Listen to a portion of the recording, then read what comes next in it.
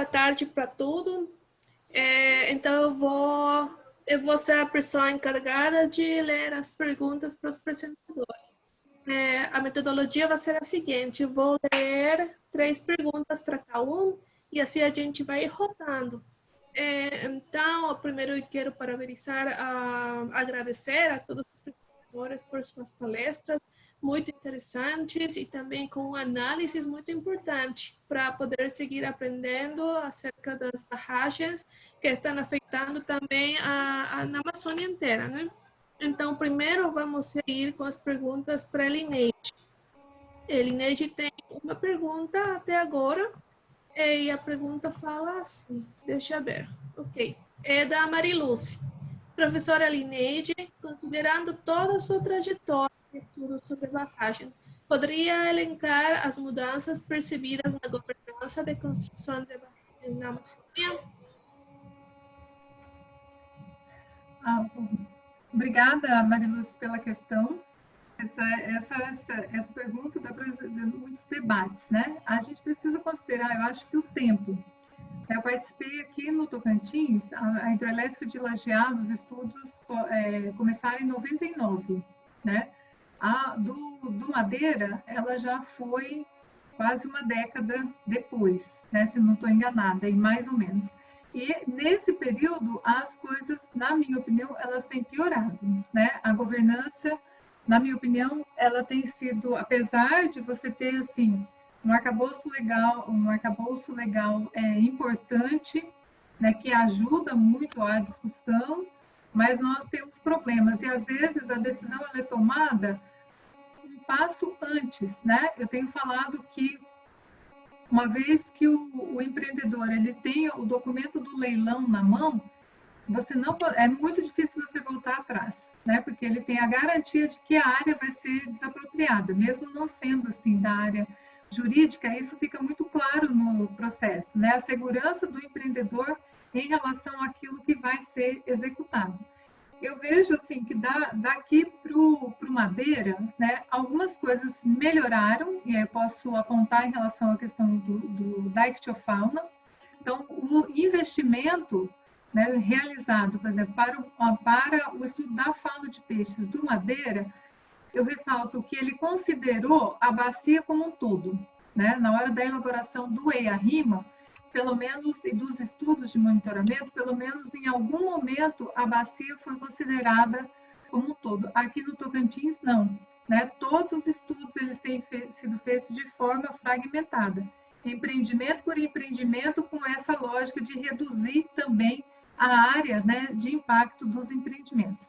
E, para minha surpresa, os próprios empreendedores, eles também estão isolados, né? Nós tivemos uma questão aqui, foi a primeiro evento que nós fizemos em 2012, onde nós tivemos os representantes dos 5 empreendimentos que estavam envolvidos na conversa, participando juntos e conversando sobre um problema que é comum, né? Então, acho que são vários detalhes, né, que nós podemos apontar, tanto para melhor quanto para pior, né? Ao mesmo tempo, a gente vê que as coisas são muito mais apressadas. Então, o tempo entre a elaboração dos estudos, a licença, e a construção e a operação, ele tem sido reduzido cada vez mais.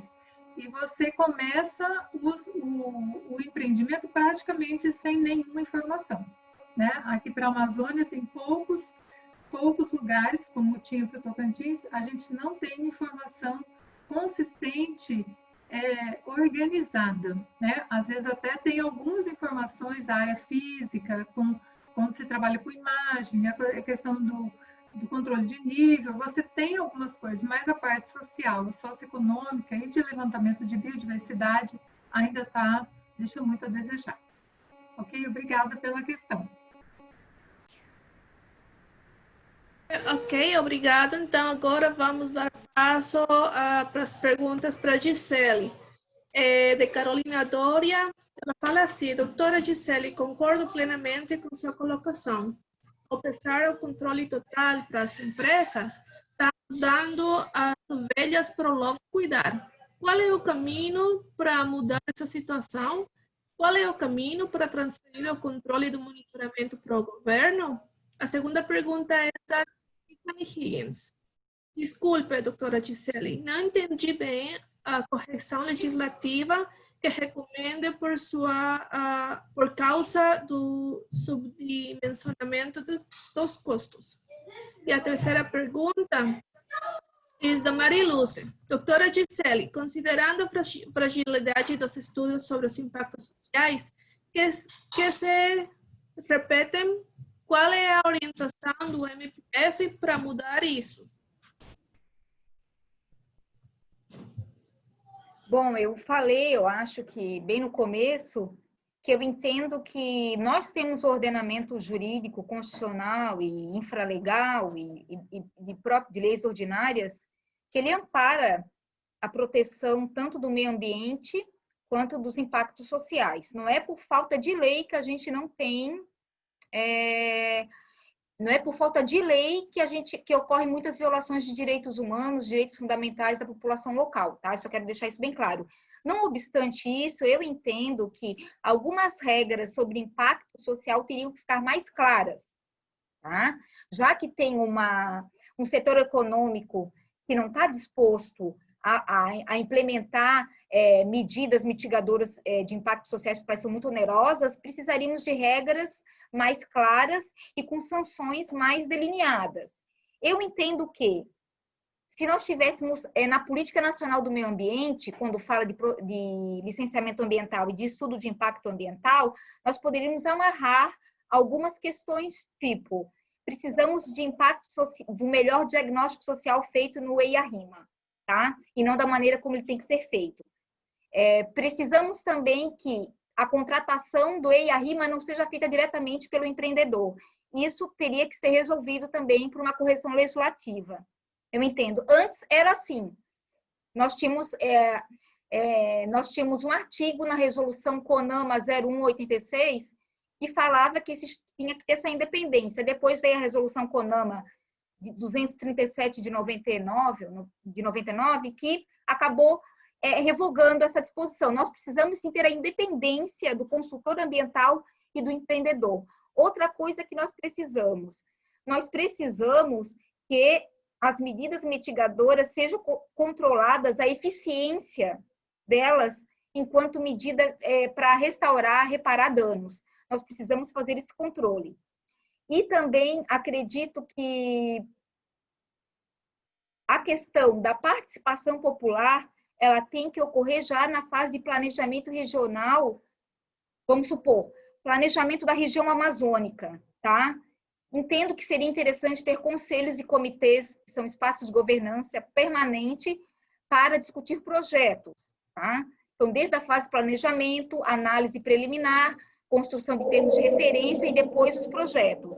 Então, essa consulta e essas audiências têm que ser sucessivas fases e etapas. E não só uma audiência pública, depois de correr todo o processo de licenciamento, já está costurado, já tem financiamento conseguido, já tem agente político, tudo já esquematizado junto com o Poder Executivo. Eles pressionam o órgão licenciador, não tem mais o que faça. Nem o Ministério Público Federal consegue fazer mais nada. O que o Ministério Público Federal está fazendo, procura fazer? A gente também faz o levantamento e faz essas sugestões legislativas, mas atua no controle do processo de licenciamento ambiental. Quando começa a ter muita falha no EIA-RIMA, a gente judicializa as causas. Quando a gente vai ver que vai ter impacto social não reparado, a gente coloca ação. Não é à toa que Santo Antônio, Jirau e Belo Monte têm mais de 50 ações civis públicas na justiça. Entretanto, o Poder Judiciário está sendo responsável por violar muitos direitos dessas populações, pelo mecanismo da suspensão de segurança. A suspensão de segurança é um mecanismo que precisaria ser revogado no ordenamento jurídico. Por quê? Porque ele é um instituto jurídico, ele é inconstitucional, ele viola o direito das pessoas, os direitos fundamentais, e ele é um instituto jurídico que permite que uma única pessoa, por critério político, derrube toda uma fundamentação jurídica de direito. Então, ele precisa ser revogado do ordenamento jurídico. O Ministério Público Federal só não teve mais sucesso e vitória nas ações por causa do Instituto da Suspensão de Segurança. Quando a gente perdeu a liminar em primeiro grau, daí que não tinha como ter a suspensão de segurança, que a gente recorrer para o tribunal, a gente ganhou. Então, o Instituto da Suspensão de Segurança é um dos eu digo que 50%. tá? Do que acontece de violações de direitos fundamentais. Ok, muito obrigado. Agora vamos passar para as perguntas para Sérgio. A Carolina, ela fala assim, desculpe. Chicos, cállense! Desculpe, pessoal. A Carolina fala assim, Sérgio, gostei muito da sua apresentação. Você acha que é possível adaptar os STP para a passagem da Grandes Bagres? Na Madeira, de acordo com os pescadores, os Grandes Bagres não estão passando. A segunda pergunta é da Renata. Ela fala assim, Sérgio, você falou sobre a importância dos estudos de base sobre ecofauna nos EIAs. Realmente, a falta de uma linha base dificulta muito compreender os impactos pós-barramento. Que informações e de qual forma esses estudos devem ser realizados? Agradeço as apresentações, foram muito interessantes. E a terceira pergunta é do Robertson. No estado do Pará, há interesses dos municípios e atuação do MPPR e a MPF na manutenção do trecho remanescente do rio PR no Brasil e afluentes sem futuras barragens, inclusive nas unidades de conservação municipais e parques nacionais Ilha Grande e APA Federal das Ilhas e Varzeas do rio PR. Em imagem e apresentação do professor Sérgio Macraskis, constou área legada entre os preservatórios de Itaipu e Porto Primavera. Foi considerada a hipótese do trabalho da suspensão da área protegida atualmente? Bom, inicialmente agradecer as perguntas. Com relação à questão do bagre, né? Para nós também, o comportamento migratório do bagre, nos deparamos, né, com o bagre no Rio Iguaçu e não existe nenhum estudo, né, com relação à questão do comportamento natatório dele em relação à passagem para peixes. Nós fazemos a avaliação da cada em Porto Primavera desde 2004, foram raras vezes que um siluriforme, né, ocupasse aquela passagem para peixe. Foram poucos os momentos. Então, nós não conseguimos entender bem o que pode acontecer. O fato é que, nessas passagens para peixes, a maioria tem uma concepção para peixes saltadores que foram desenvolvidas em climas temperados.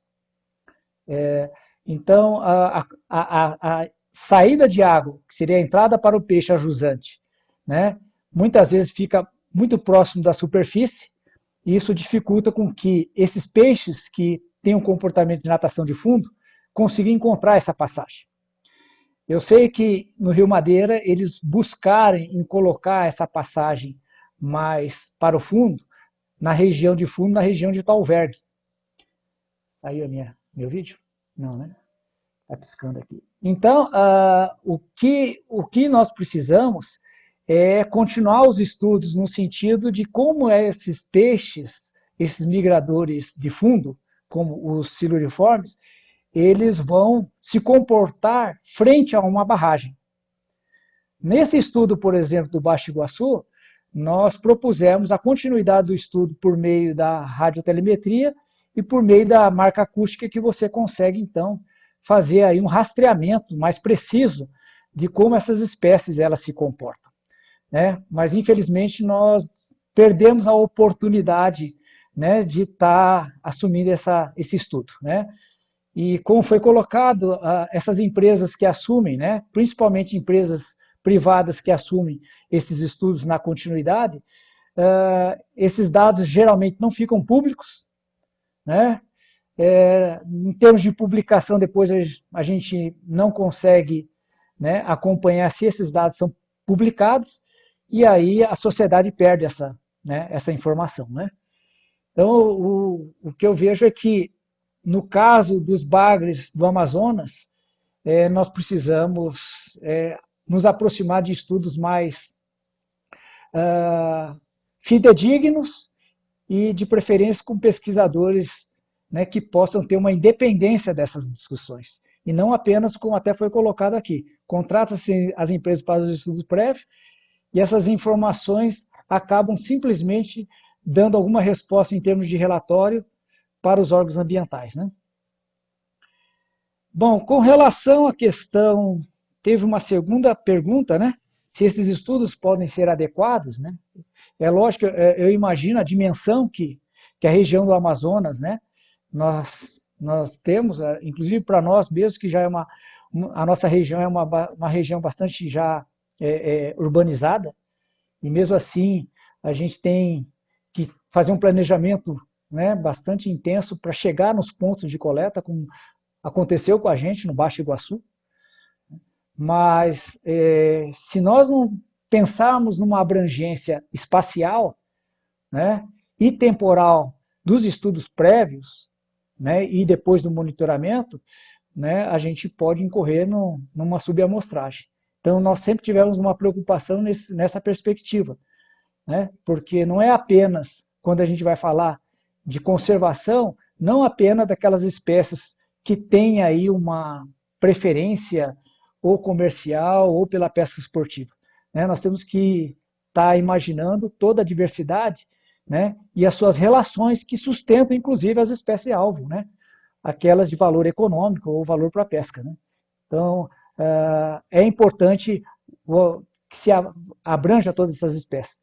E é claro que, quando a gente vai falar de passagem para peixe dentro desse contexto, nós falamos daquelas que necessitam, né, realizar o seu movimento sem interrupção, sem que encontre um obstáculo à sua frente, né, ou na subida ou na descida, que é o caso dos migradores de longa distância, né? Eles precisam cumprir o seu ciclo de vida. E nós estamos percebendo um exemplo, né, no caso do Corimba, ele tem buscado de qualquer forma, né, manter esse processo, né, evolutivo e mostrar uma capacidade de plasticidade e de se adaptar à imposição das mudanças do ambiente que o homem tem, né, causado, né, para essa espécie. Agora, tem outras que talvez não consiga ter essa mesma plasticidade, né? Por exemplo, o jaú tem desaparecido de forma assim, bastante marcante, né, na bacia do Rio Paraná. E é um siluriforme. Então, infelizmente, algumas espécies, possivelmente, a gente nem vai conseguir estudar, porque a quantidade de indivíduos já se reduziu a tal ponto que nem a amostra estatística a gente consegue mais, né, fazer inferências para que a gente possa, né, mostrar, né, que uma passagem para peixe ela tem um papel importante e fundamental na conectividade, né? E com relação à questão das áreas, né, como foi perguntado na terceira, bom, Ilha Grande é um dilema, né, para se manter enquanto uma área de proteção, de preservação. Nós trabalhamos durante muito tempo naquela região, naquele projeto de marcação e recaptura, né, conjuntamente com Itaipu. Né? Eu não sei hoje, né, como anda a questão da administração do parque, mas é uma região que sofre muita pressão da comunidade ribeirinha, né, para tentar reocupar novamente aquelas ilhas, principalmente, né, a partir do momento que aquela região se transformou em parque, ela também, né, tem os seus compromissos para se sustentar e se manter enquanto parque, e hoje eu não sei se o IBAMA tem hoje a condição de manter o status de parque dentro das obrigações que um parque necessita, né? E aí nós temos os tributários, que hoje é uma frente tanto para as espécies, já que, por exemplo, a calha principal, ao menos aqui no Alto Rio Paraná, já tem, né, já está bastante, né, fragmentada, né, regulada pelas barragens, né? Eu imagino que essas espécies estão buscando de forma desesperada esses tributários. Os tributários hoje, cada vez mais, têm sofrido, né, pressão. Por exemplo, agora, recentemente, foi aprovado pela Assembleia Legislativa a colocação a construção de 8 PCHs de médio porte, né, inclusive naqueles tributários que seriam fundamentais para manter a conservação, né, dessas espécies aí nesse trecho do Alto Rio Paraná, como, por exemplo, o Rio Piquiri, né? A gente pede, pelo amor de Deus, para que o Rio Aguapeí, já que a gente tem estudado ele relativamente bem, né, como o Rio Verde, né, que não se construa mais nenhuma barragem, já que é o último remanescente, o último reduto para que essas espécies possam, né, reproduzir e se desenvolver, e manter aí as espécies ainda existindo, né? Muito obrigada pela resposta. A gente vai fazer uma ronda mais de perguntas. Temos uma pergunta que vai dirigida para Elineide e para Sérgio.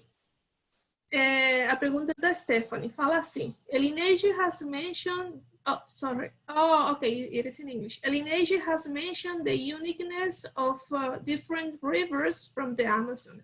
You have both on fish monitoring, and I wonder if you can give insight into monitoring fish migration and ladder in these different river systems. How much can we expect observations in one river systems will apply any another? Good question. Bom, Stephanie, eu acho que a questão dos rios serem únicos e as espécies também, e também as obras de engenharia também são diferentes. Então, você tem uma coisa que é planejada e um sistema que é executado. O desenho das barragens também são bem diferentes, e das escadas. Então, nós estamos ainda no momento de aprendizado, né? Aprendizado de melhoria da construção das barragens, da melhoria da construção das escadas, do acompanhamento desses projetos, que uma coisa é o plano, o outro é a execução, e do mesmo jeito o monitoramento como um todo, né? Ele é planejado de um jeito, mas a execução ela é feita de um outro jeito, porque a gente não tem acompanhado isso de perto, né? E por uma série de questões. Então, eu vejo muito mais o acompanhamento e monitoramento desses sistemas como um aprendizado. Eu acho que são como se fossem experimentos que a gente estivesse somando, né? Um ao outro e aprendendo. O Sérgio conhece que a escada de lajeado, né? Nós fizemos algumas coisas aí juntos, mas temos muito o que aprender, né? E também considerando a experiência de outros países, que nós sabemos muito pouco sobre essa aplicação em ambientes tropicais. Com relação à questão é uma discussão polêmica, né? A questão de passagem para peixe, nós temos um evento que já faz bastante tempo que não acontece aqui no Brasil, né? Em 2012, inclusive, nós coordenamos aqui o Simpaz, né? O Simpósio Sul-Americano. Havia aí uma suposição de que os peixes somente subiam e não desciam, então hoje isso praticamente já está por terra. O interessante é que nessa discussão do comportamento bidirecional, isso resultou num debate na revista, que agora já tem o DOI, daqui a um pouco vocês vão poder ter a oportunidade, num fascículo próximo, né? Também tomar o conhecimento de 4 perguntas e 4 respostas sobre essa discussão, e é muito interessante porque enriquece, né, o nosso entendimento, né, com relação à questão do papel das passagens para peixe. Mas eu coloco uma questão que é muito importante, porque se nós pensarmos à luz do empreendimento, para o empreendimento, né, a construção de passagem para peixe não é um bom negócio. Não só apenas, né, no momento da construção do custo que ele vai ter, mas principalmente o maior custo do funcionamento da passagem para peixe é o seu funcionamento. Por quê? Porque cada metro cúbico que passa pela passagem de peixe, dependendo da altura da barragem, da cota da barragem, né, isso representa no ano em torno de milhões de reais que a hidrelétrica deixa de faturar. Então eu falo, isso é um divisor de águas. E nesses rios, né, no nosso caso, grandes rios, grandes barragens, como o caso aqui, parcela significativa aqui do Rio Paraná, né, nós percebemos, até os estudos mostram, que nós temos que considerar passagem para peixes nas 2 margens. Essa é a discussão que, inclusive, nós conseguimos colocar no Mekong. A vantagem do Mekong é que é um rio internacional que passa por 4, 5 países e que ele é regido, né, pelos consultores internacionais, a exemplo do que o Ministério de Minas e Energia e do Meio Ambiente nos contrata. As nossas proposições, as nossas correções dos EIAs que as empresas lá, né, elaboram, nós temos a liberdade para isso, né, vão ser entregues pela Comissão do Rio Mekong e este, por sua vez, são analisados por consultores internacionais mais uma vez. Então, a nossa discussão passa por Ian Cooks e Martin Cooper, principalmente são os dois que eu venho debatendo, na qual eles me auxiliam, inclusive, que o empreendimento tenha que fazer as adequações que a gente exige do ponto de vista técnico, né? E as dimensões das passagens para peixe é o ponto alto, tanto na questão do volume, quanto na dimensão. Porque é muito simples você chegar e falar, vou colocar uma passagem para peixe, né? Ela pode ser um custo bastante menor, se você pensar que eu tenho uma barragem, por exemplo, de 20 metros, né? E eu simplesmente construí um canal. Agora, eu preciso distribuir essa diferença de altura, né, na maior distância possível. Então, a gente tem que imaginar que o tamanho dessa passagem para peixe, ela aumenta quando eu preciso reduzir os degraus que compõem essa escada para peixe, por exemplo. Porque quando eu tenho um degrau muito elevado, eu produzo uma potência dissipada de energia que isso dificulta muito com que os peixes consigam vencer, como eu mostrei um resultado, por exemplo, do cascudo. Porque o cascudo tem uma diferença de ascensão, né, na mesma escada do que o corimbo. Né, porque a potência dissipada para aquela espécie que foi desenhada, ela não foi desenhada adequadamente. É um modelo concebido da matriz da Escola de Colômbia, aonde a Escola de Colômbia desenvolveu a maior parte das escadas para peixe no mundo, para atender um binômio, truta e salmão. Né? E agora nós precisamos buscar para que a nossa diversidade consiga se acomodar, como o caso também do Rio Mekong. E é uma discussão muito recente, não só para nós, como também para outros rios tropicais. Muito obrigado pela explicação. Então, agora vamos passar para a doutora Gisele. Da Amanda Pereira. Doutora Gisele, como tem sido a atuação do MPF em relação às pequenas centrais hidroelétricas? A segunda pergunta, da Isabela Franca. Boa tarde, doutora Gisele. O MPF tem agido da forma mais evasiva quanto às hidrelétricas do Rio Madeira, quanto às mitigações não cumpridas, com multas e sanções aos empreendimentos.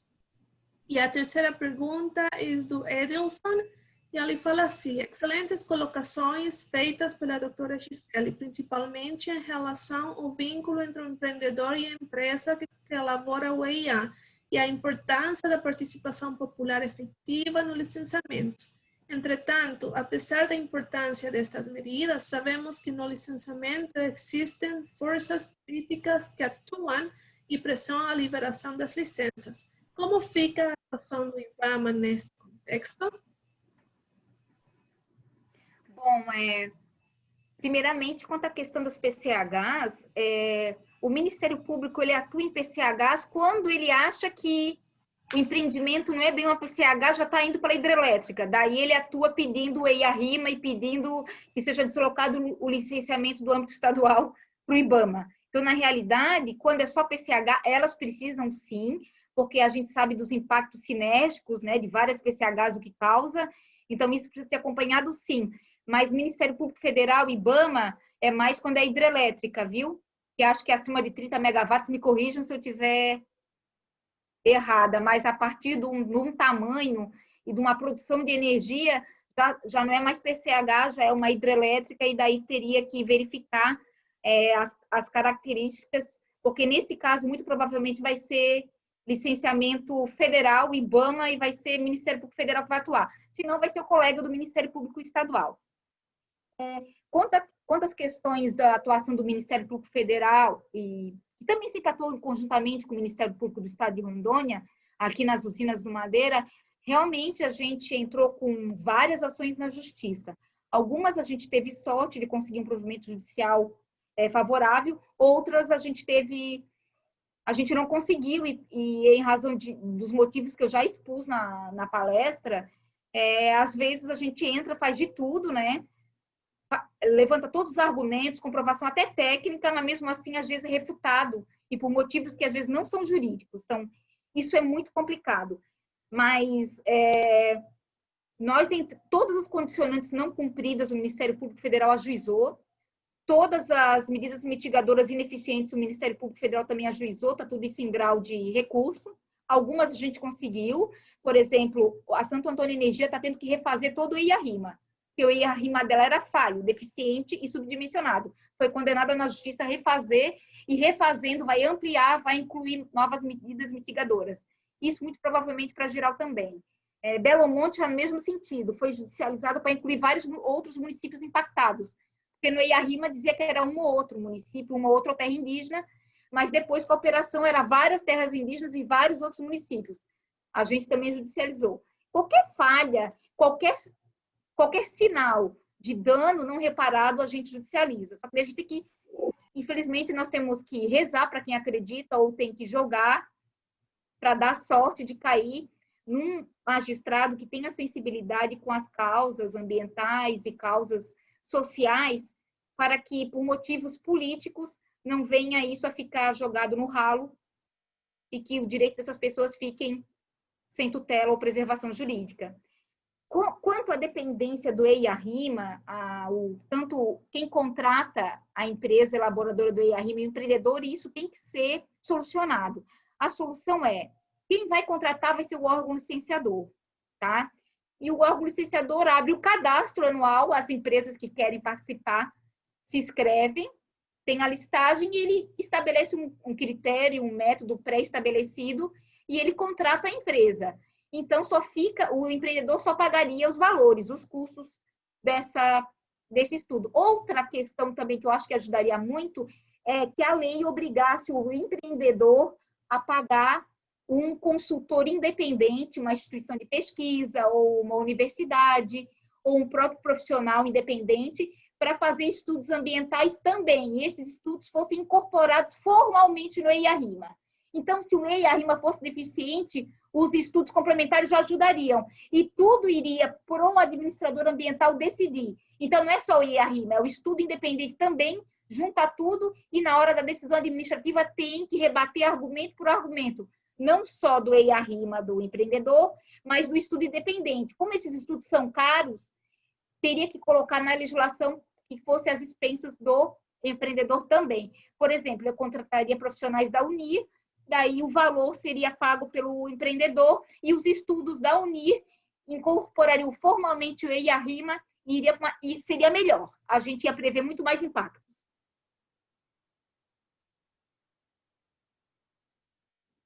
Ok, muito obrigada. Então, como a gente já falou, a gente teve que escolher as 3 e ficaram 3 sem responder, mas a gente agradeceria muito que a doutora Gisele, por cortesia, possa também comunicar com estas 3 pessoas que não tivemos tempo de falar essas coisas. Sim. Muito obrigada. Novamente, agradecer aos palestrantes, aos participantes. Muito obrigada. Eu gostaria de, primeiramente, agradecer a todos os nossos participantes, né, que estiveram online, as questões, e aos nossos participantes aqui do painel.